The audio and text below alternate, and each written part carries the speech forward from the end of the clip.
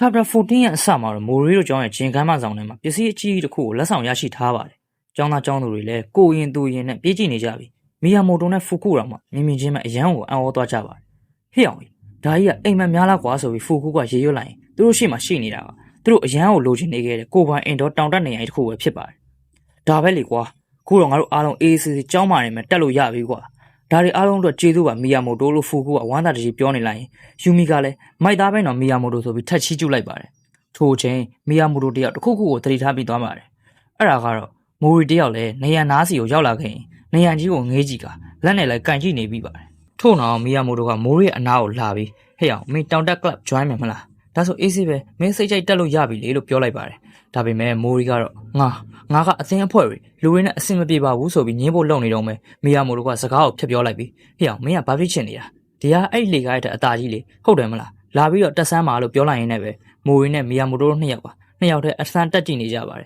။ဒါကိုမြင်တော့ဖူကူကယူမီကိုထူးဆန်းလိုက်တာနော်။သူတို့ကအခုချက်ချင်းကြီးပဲခင်သွားကြတာပဲနော်လို့ပြောလိုက်တော့ယူမီကလည်းအချင်းချင်းစနောက်ကြည့်ကြတဲ့မိုရီနဲ့မီယာမိုတိုကိုကြည့်လိုက်ကပြုံးလိုက်ပြီးကြည့်ရတာအဆင်ပြေတဲ့ပုံပါပဲ။သူတို့ကိုကြည့်ရတာပျော်စရာကောင်းတယ်ဆိုပြီးပြန်ဖြေလိုက်ပါတယ်။ယူမီအနာကိုလည်းចောင်းသားတွေရောက်လာကြပြီ။အမက climbing club ရဲ့အဖွဲ့ဝင်လားကျွန်တော်တို့လည်း join ရင်လို့ပါဆိုပြီးလူသစ်တွေပါရောက်ရှိလာခဲ့ပါပြီ။တစ်ဖက်မှာတော့နေရန်ပေါ်တက်ကြည့်နေတဲ့မိုရီကိုအောက်ကမီယာမိုတိုကအားပေးနေပြီးမိုရီလည်းနေရန်ရဲ့အပေါ်ဆုံးကိုထက်ကကြိုးစားပြီးတက်ကြည့်နေပေမဲ့အပေါ်နားရောက်ခံနေဆိုလက်ကိုထပ်မဆန့်ထုတ်မနိုင်ပဲပြုတ်ကျနေပါတယ်။ဒီလိုမျိုးအားလုံးနေရန်အသေးကြီးနဲ့ပျော်နေကြချိန်တစုံတစ်ယောက်ကတော့ပျောက်နေပါတယ်။ယူမီကတော့မှဟဲ့ဖူကူနင်ဆရာကိုတွေ့မိသေးလားလို့မေးတော့မှပဲဆရာကတနေ့ရကိုအရေးကြီးကိစ္စတစ်ခုနဲ့ရောက်နေပါတယ်။ဆရာအိုနီရှီကအရှိဘက်ကကျောင်းတစ်ချောင်းဖြစ်တဲ့ယိုကိုစုခလို့ခေါ်တဲ့အထက်တန်းကျောင်းရောက်နေပြီလူတစ်ယောက်နဲ့လည်းစကားပြောနေပါတယ်။မိုရီဆိုတဲ့ကလေးတောင်းတဲ့ပြိုင်ပွဲကိုဝင်ပြန်ခဲ့တာလား။ငါမယုံနိုင်ဘူး။ငါဘလောက်ပြောကွာသူအခုဒီငါစကားကိုနားမထောင်သေးဘူးဆိုပြီးထိုကျောင်းရဲ့ကျောင်းဖြစ်သူကဆရာအိုနီရှီကိုပြောလိုက်ပါတယ်။ဆရာအိုနီရှီလည်းစိတ်ပူသွားပြီ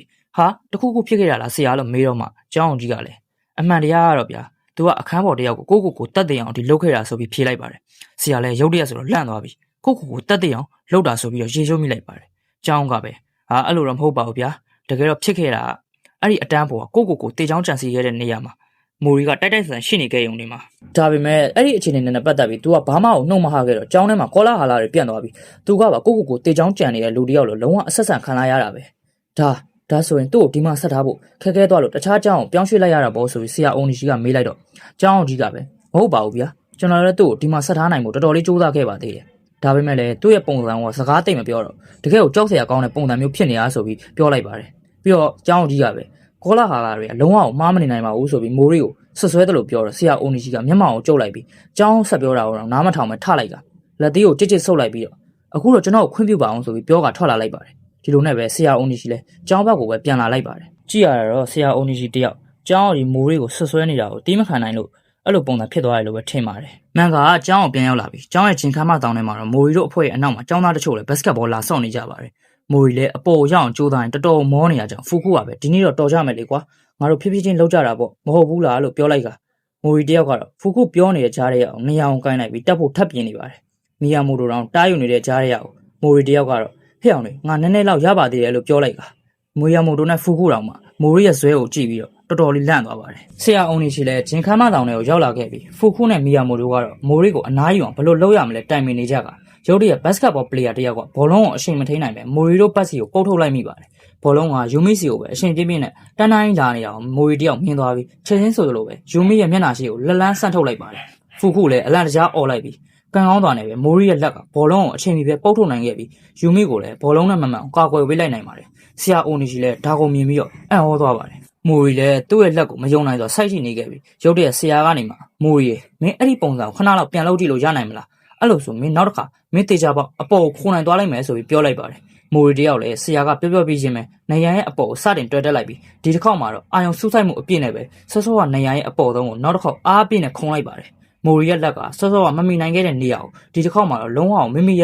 စုပ်ကန်နိုင်ခဲ့ပါပြီ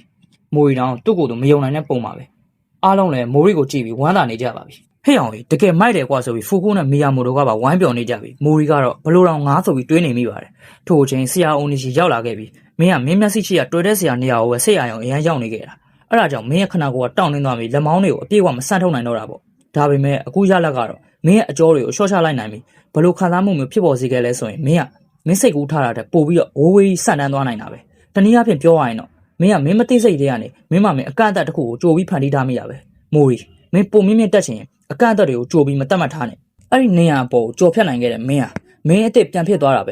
ပုံမြင့်မြင့်တက်ပါကိုပုံစံအစ်စ်ကိုပြန်ရှာဖွေပါဆိုပြီးမိုးရီကိုဆရာဆုံးမလိုက်ပါတယ်တကယ်တော့ဆရာကမိုးရီကိုတောင်တက်ဖို့အတွက်ပဲနီလာနေကိုပြောပြလိုက်တာမဟုတ်ဘဲနဲ့မိုးရီတယောက်အတိတ်ထဲမှာမပိတ်မိနေပဲအနာဂတ်ကိုသာပိုကောင်းအောင်နေစေချင်တဲ့စိတ်နဲ့မိုးရီနားလဲအောင်ဝဲဝဲပြီးပြောပြသွားတာဖြစ်ပါတယ်ဆရာရဲ့ခေါင်းထဲမှာတော့အတိတ်ကဖြစ်ခဲ့တဲ့ဟာတွေကပြဿနာမဟုတ်ဘူးအခုတကယ်မေကုံကရှေ့ဆက်ပြီးမင်းဘလို့နေသွားမလဲမိုးရီဆိုပြီးတွေးနေလိုက်ကအင်းကြီးကိုချွတ်လိုက်ပြီးကောင်းပြီရောက်နေငါမင်းတို့နီးတစ်တင်မင်းမယ်ဆိုပြီးမိုးရီတို့ကြားထဲဝင်သွားလိုက်ပါတယ် Chapter 15မှာတော့မနက်ခင်းကိုမိုးရီရဲ့အိမ်နဲ့ပဲစတင်ထားပါတယ်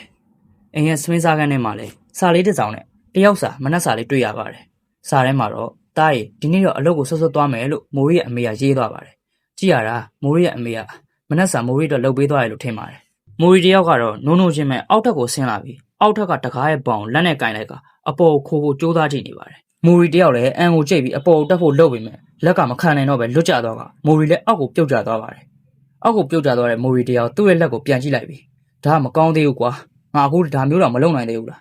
ဒါပေမဲ့ကိစ္စမရှိပါဘူးဒီလိုမျိုးကြိုးစားနေတာကမကြိုးစားပဲနေတာတက်ဆိုင်တော့ငါတို့အများကြီးပိုကောင်းပါသေးရဲ့ဆိုပြီးတော့ပဲရေရွတ်နေလိုက်ရပါတယ်ဒီလိုနဲ့မန်ကကြောင်းတက်ချိန်ကိုရောက်သွားပြီးဆရာတယောက်ကကျောင်းသားတွေနေရာယူကြတော့ဟုံးချိန်စတော့မယ်မနေ့ကငါဝယ်ပေးလိုက်တဲ့အနာကအသက်မဝမ်းကြောင်းဇန္နာကောက်ခံဆိုရယူလာကြတယ်မလားကဲလက်စင်ကမ်းပြီးရှေ့ကိုအပ်ကြဆိုပြီးစာရွက်တွေကိုကောက်နေပါတယ်ကျောင်းသားတွေလည်းလာအပ်နေကြရင်အဲ့ဒီချိန်ဆရာမဟဲ့အောင်မိုးရီမင်းဘာတွေလာအပ်ထားရလဲကွာဆိုပြီးဘာတလုံးမှမရေးထားတဲ့မိုးရီရဲ့စာရွက်ကိုကြည့်ရင်ဆူလိုက်ပါတယ်မိုးရီကတော့ဘာမှမဟုတ်ပါဘူးဆရာရာဆိုတဲ့အထာကိုလုံနေရကြောင်းဆရာတင်းသွားပြီးဒီကောင်ကဒါအတိဆုံးချက်မဟုတ်သေးဘူးဒါကြောင့်တခုခုပဲပြန်ရေးပြီးအလိုက်ဆန်းပါလို့အော်ရင်ဆူငေါ့နေပါပြီဒီကြားတဲ့မီယာမိုတိုပါလှမ်းခေါ်နေတာဟိုကောင်အိမ်မက်ကဘာတွေရောက်နေလို့ဆရာတယောက်တပ်ပင်းသာချနေလိုက်ရပါတယ်တစ်ဖက်မှာတော့ယူရီနဲ့ဖီကူကစောစောကစာရွက်အကြောင်းပြောနေကြပါတယ်အဲ့အချိန်မိုးရီရောက်လာပြီးဟေးဖူကူရေငါတောင်တက်ဖို့ဘာပစ္စည်းတွေလိုအပ်လဲဆိုပြီးမေးလိုက်ပါတယ်ဖူကူလည်းအောက်ကိုဆင်းလာလိုက်ပြီးမိုးရီကိုအဲ့တော့ကွာတောင်တက်တယ်ဆိုတာပတ်စံကုန်တယ်လေသိရမလားမင်းမအချိန်မိုင်းလေးဘာလဲမရှိဘူးလားလို့မိုးရီကိုမေးတော့မိုးရီကအချိန်မိုင်းဆိုတာဘာလဲဆိုပြီးပြန်မေးခွန်းထုတ်နေလို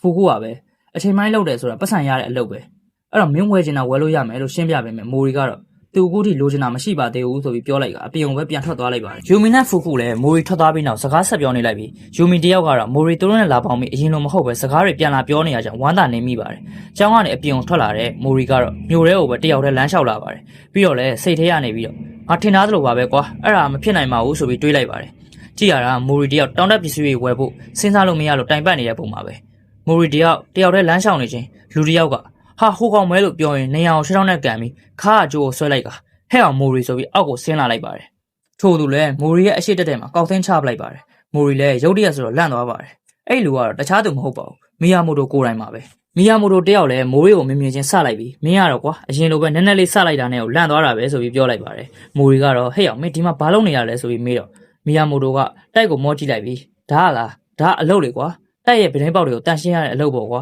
တိုက်မြင့်ကြီးရေဆိုရင်တော့လူတွေနဲ့မလုပ်ဘူးပေါ့ဒါမဲ့အခုလိုတိုက်အသေးလေးမျိုးတွေကြကျိုးတွေနဲ့အပေါ်ကနေချိတ်ပြီးလူတွေနဲ့တုပ်လို့ရတယ်ကွာဆိုပြီးရှင်းပြနေပါတယ်မိုရီကဘာလို့ဓာရီလုံနေရတာလဲဆိုပြီးမေးတော့မီယာမိုတိုကဒါကလားဒါတောင်တက်ဖို့အတွက်လေအနေရကင်းရှင်းအာမကလည်းအပြေးဝရတယ်ပြီးတော့ကျိုးနဲ့တက်ရတော့လေ့ကျင့်ရလဲရောက်တာပေါ့ဒါအပြင်ဒါမျိုးအလုပ်တွေကပတ်စံပိုရတယ်လေကွာမင်းသိလားပြီးတော့ဒီအလုပ်ရဲ့ဥက္ကဋ္ဌငါနဲ့တောင်တက်ဖို့တောင်တက်ပတ်တွေကွာငါအသက်18နှစ်ပဲရှိရဒါပေမဲ့ဇွတ်တောင်းဆိုလိုက်လို့အခုဆိုညတန်းကောင်အထိတောင်မှအလုပ်လုပ်ရနေပြီကွာဆိုပြီးပြောပြနေပါတယ်ညဘက်ကြီးလောက်တာအဲ့လောက်ပတ်စံရတာလားလို့မိုရီကအံ့ဩစွာမေးတော့မီယာမိုတိုကတစ်ချက်ပြောလိုက်ပြီးပြင်သစ်လ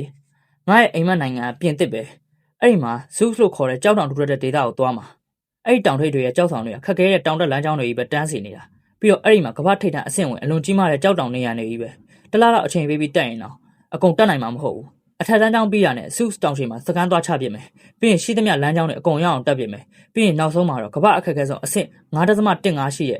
လမ်းကြောင်းဖြစ်ပြီးအရင်ကဘယ်သူမှမလုပ်နိုင်ခဲ့တဲ့အရာကိုလုပ်ဖို့လေ့ကျင့်မှုမရှိပဲတစ်ချိန်နဲ့အောင်မြင်တက်ပြဖို့ငါအိမ်မှာပဲကြွဆိုပြီးပျော်ကြီးပြောပြနေပါတယ်မင်းဘယ်လိုထင်လဲဟေ့အောင်ဒါပုံမှန် college ပဲဒိုးနေတဲ့သူတွေထက်တာတယ်မလားပြီးတော့ဟေ့အောင်မိုးရီမင်းလည်းအခုတောင်တက်ချင်နေပြီမလားငါဥက္ခရနဲ့စကားပြောပြီးမင်းကဒီမှာအလုပ်လုပ်ရတယ်လေဆိုပြီးတော့မီယာမိုတိုကပြောပြီးမယ်တစ်ချက်စိတ်တုံသွားပြီးတကယ်တော့ထားလိုက်ပါတော့ဖြစ်နိုင်မှာမဟုတ်ပါဘူးဒီလိုအလုပ်မျိုးမလုပ်ခင်မင်းရဲ့ကြန့်ခိုင်မှုကိုမြင့်နေဖို့တော့လိုတယ်မင်းရဲ့အဲ့လိုပိန်လိန်နေတဲ့ခနာကိုနဲ့တော့ဘယ်ကြောက်တောင်မှတက်နိုင်မှာမဟုတ်ဘူးအရင်ဆုံးအဲ့ဒီမင်းရဲ့ခနာကိုစက်သားတန်အောင်လေ့ကျင့်ကအရင်လုပ်ပြရမယ်ဆိုပြီးမိုးရီကိုမီယာမိုတိုတယောက်ကပြောပြနေပါတယ်စကားတွေလည်းများပြီဆိုတော့အပေါ်ကပေးရမီယာမိုတိုအလုပ်လာဖို့ပြောလိုက်ရင်မီယာမိုတိုလည်းမိုးရီကိုကြည့်လိုက်ကသွားလိုက်အောင်မဆရာကြီးလို့ပြောရင်းနဲ့ပဲနှစ်ယောက်သားလမ်းခွဲလိုက်ကြပါတယ်မိုးရီလည်းအင်ကိုပြန်လာနေပြီးစိတ်ထဲမှာလည်းဒီကောင်ကမိုက်လိုက်တာအဲ့လိုမျိုးပလန်တွေအလုပ်တွေတကယ်ပဲလုပ်နေနိုင်လားဆိုပြီးတွေးနေနေပဲ 6လမ်းရဲ့လမ်းမှာပိုစတာတစ်ခုကိုမြင်သွားပြီပိုစတာထဲမှာတော့ရန်9000နေ့8နာရီကနေ9နာရီညနေ3နာရီကနေ17နာရီဆိုပြီးအလုတ်ခေါ်တာတစ်ခုကိုမြင်သွားပါတယ်ဘေးမှာလည်းလူတွေအချိန်ပိုင်းလုံနေတာကိုမြင်လိုက်ပြီးနေရာကနေပဲလက်ထပ်ဖို့လှုပ်လိုက်ကငါအယူထနေတာပဲဆိုပြီးမိုရီကတော့သူ့ကိုယ်သူပြန်ပြောလိုက်ပါတယ်အချိန်ကနောက်တစ်နေ့ကိုရောက်လာခဲ့ပြီးမြို့ရဲ့တနေရာမှာတော့လူတစ်လေးရေနားပါအောင်ကွာဆိုပြီးဘဲနှစ်ဘွေကပြောလိုက်ကဟဲ့အောင်ရင်ဘလို့မှမဖြစ်နိုင်ဘူးကွာအဲ့လိုမင်းဘလောက်ပြော तू ကတော့နားမှာမဟုတ်ဘူးပြီးတော့ तू ကဓာတ်လေကားတော့မစီးဘူးလေကားကနေပဲတက်နေတာ तू ကတော့တကယ်ကိုထိုးသားတဲ့လူပဲလို့ပြောလိုက်ကြပါတယ်တစ်ဖက်မှာလည်းလူတစ်ယောက်ကပစ္စည်းအလေးကြီးကိုမလာပြီဟာကွာငါကူဒီဘယ်ဘက်ကိုသွားရမလဲမသိသေးဘူးဒါမဲ့အခုတော့အရှိကိုဆက်သွားလိုက်အောင်မယ်လို့ပြောလိုက်ရင်းနဲ့ပဲလှေကားတွေကိုနင်းကတက်လာတာကတော့တခြားဘယ်သူမှမဟုတ်ပဲမိုရီကိုယ်တိုင်မှာပဲမိုရီတယောက်ကတော့မီယာမိုတိုပြောသလိုပတ်စံလဲရဘော်ရီကိုလည်း train လို့ရအောင်အချိန်ပိုင်းအလုပ်တွေကိုတူတူဆာလုပ်နေပြီပဲဖြစ်ပါတယ်